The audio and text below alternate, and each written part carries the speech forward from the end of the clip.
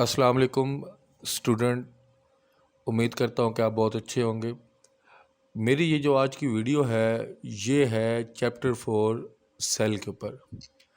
और पहले तो मैं आपको ये बताना चाहूँगा कि चैप्टर 4 और 12 की पेयरिंग है बायो के अंदर, क्योंकि बच्चे अक्सर जो है ना यही पूछते हैं कि लॉन्ग क्वेश्चन कहाँ से आएगा।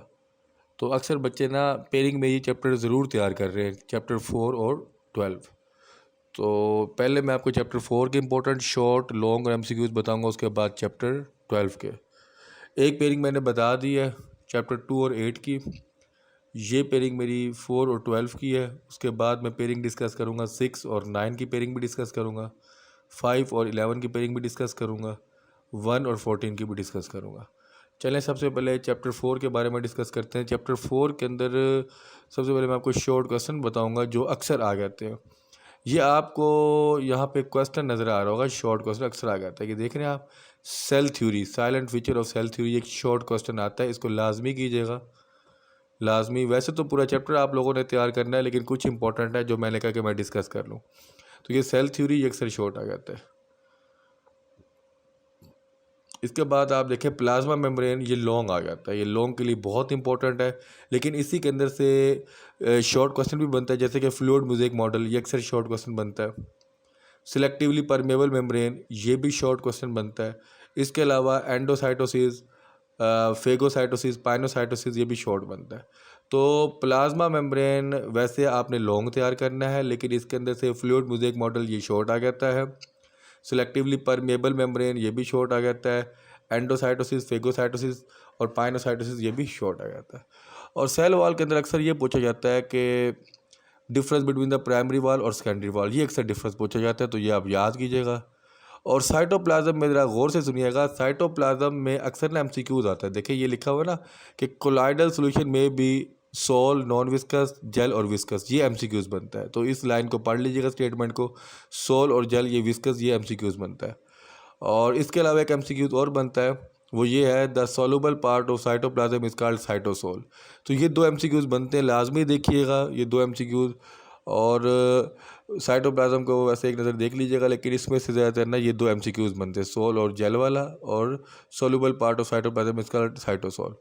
एंडोप्लाज्मिक रेटिकुलम में ना क्वेश्चन आता है, what do you know about cisternae, ये देख रहे हैं आप, ये सिस्टर्नी गोल्गी एपेंडिक्स में भी पूछी जाती है, एंडोप्लाज्मिक रेटिकुलम में भी पूछी जाती है। अक्सर बच्चे गलती कर जाते हैं, क्रिस्टी और सिस्टर्नी में ना फ़र्क महसूस नहीं करते। तो ये बेटा सिस्टर्नी है, इस चीज़ को याद रखिएगा, ये सिस्टर्नी के बारे में क्वेश्चन पूछा जा सकता है। और ये पूछा जा सकता है difference between the SCR RER, short आ जाता है SCR RER, तो याद रखिएगा। उसके बाद राइबोसोम में क्वेश्चन आता है, what is polysome, a group of ribosome attach to mRNA is called polysome, ये बहुत इंपॉर्टेंट है। पॉलीसोम के साथ अगर आप ये डायग्राम भी बना दे तो बहुत अच्छा है। तो ये शॉर्ट क्वेश्चन अक्सर आते हैं राइबोसोम में। इसके अलावा गोल्गी एपेंडिक्स लॉन्ग भी आता है, लेकिन गोल्गी एपेंडिक्स में एक तो शॉर्ट क्वेश्चन बनता है सिस्टर्नी का, ये देखें, ये मैंने आपसे भी डिस्कस किया कि आपने सिस्टर्नी और क्रिस्टी में फ़र्क महसूस करना है। तो ये अक्सर पूछा जाता है सिस्टर्नी क्या है।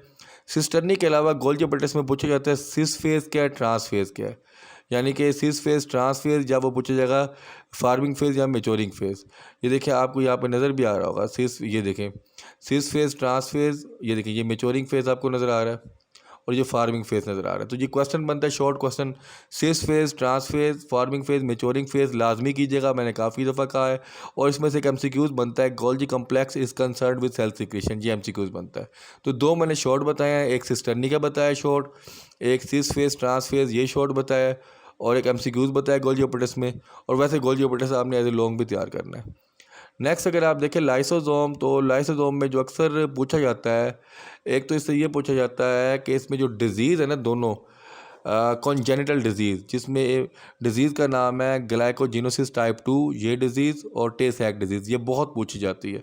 तो ये दो डिज़ीज़ आपने लाजमी तैयार करना है। फेगोसाइटोसिस के बारे में भी कभी पूछ लेते हैं, व्हाट इज़ फेगोसाइटोसिस, लेकिन ये दो डिज़ीज़ ज़रूर तैयार कीजिएगा, यानी कि ग्लाइकोजिनोसिस टाइप 2 और टे सैक डिज़ीज़।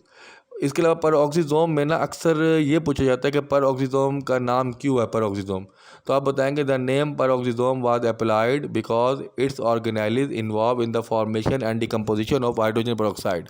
ये शॉर्ट बड़ा आता है कि गोल्गी एपेंडिक्स को कहा जाता है।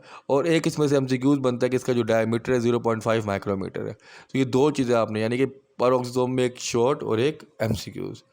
और इसके अलावा अगर आप देखें साइटोस्केलेटन और सेंट्रियोल को भी देख लीजिएगा, इंपॉर्टेंट है। माइटोकॉन्ड्रिया अक्सर लॉन्ग आता है, बहुत लॉन्ग आता है, बहुत लॉन्ग आता है, याद रखिएगा माइटोकॉन्ड्रिया को लॉन्ग तैयार करना है। ये आपको नज़र आ रहा है क्रिस्टी और सिस्टर्नी का डिफरेंस आ जाता है। अदरवाइज माइटोकॉन्ड्रिया आपने लॉन्ग तैयार करना है लाजमी, ये डायग्राम्स भी बनानी है। प्लास्टिड में अक्सर जो क्वेश्चन पूछा जाता है ना, वो ये पूछा जाता है difference between the chromoplast and Leukoplast.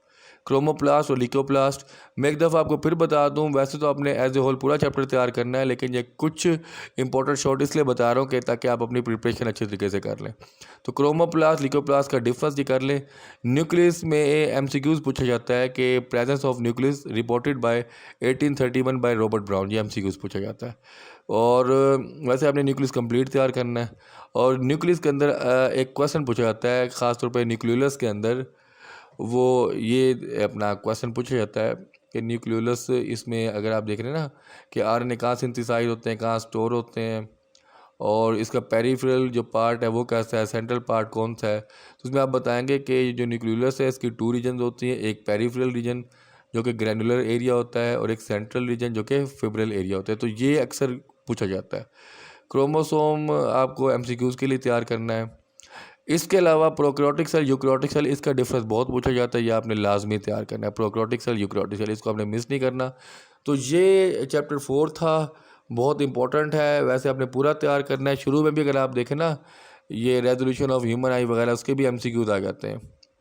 तो ह्यूमन आई की रेजोल्यूशन क्या है ये देखें इस पैराग्राफ में से, कि ह्यूमन नेक्ड आई की रेजोल्यूशन क्या है। और इसके अलावा आप देखें, यानी कि ये इंपॉर्टेंट है। इस पैराग्राफ को रीड कर लीजिएगा, इसमें से एमसीक्यूज़ बनते हैं। जो साइंटिस्ट हैं इनमें से भी एमसीक्यूज़ बनते हैं, वो आप ज़रा देख लीजिएगा। और बाकी जो इंपॉर्टेंट शॉर्ट और लॉन्ग थे मैंने बता दी हैं। फिर भी अगर कोई प्रॉब्लम हो तो आप मुझसे डिस्कस कर सकते हैं। दुआओं में याद रखिएगा। अल्लाह हाफिज़।